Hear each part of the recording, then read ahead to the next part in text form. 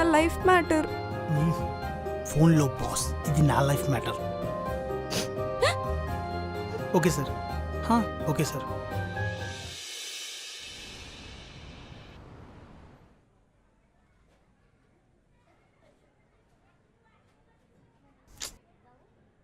ఎలా జరిగిందిరా అసలు? ఆ రోజు హావర్డ్ వచ్చిందిరా. స్టీరింగ్ ఫాస్ట్గా తిప్పేసరికి కంట్రోల్ తప్పింది. ఒంటరిగా ఎందుకురా ఉండడం? శ్వేతాన్ని పిలవచ్చు కదా.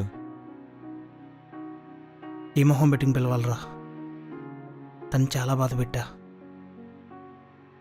అయినా నాకు ఇలాగే జరగాలరా. ఒంటరితనం ఎంత బాధగా ఉంటుందో నాకు ఇప్పుడే అర్థమవుతుంది. సరేరా, జాగ్రత్త. ఏదైనా కావాలంటే కాల్ చేయి.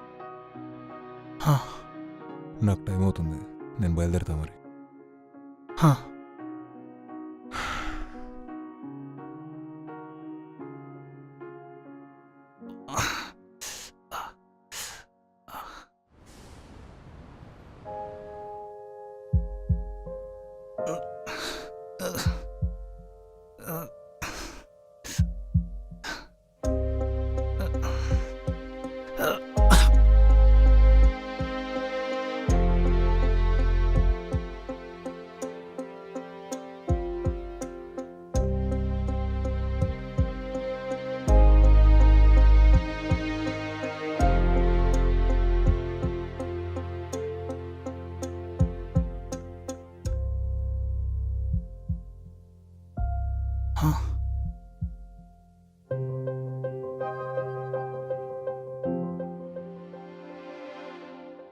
నువ్వు వస్తావని అనుకోలేదు శ్వేత.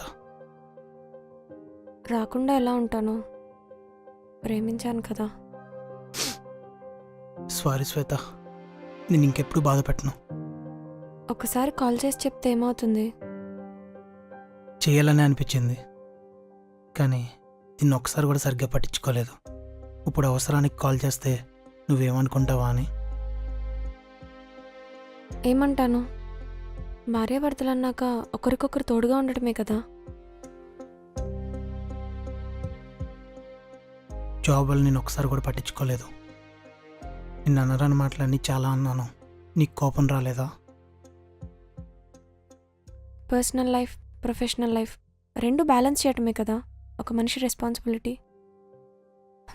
ఏదేమైనా మళ్ళీ కలిసి ఉండడానికి ఇది ఒక అవకాశం అనుకుందాం. సారీ శ్వేత, నేను ఇంకెప్పుడు బాధ పెట్టను.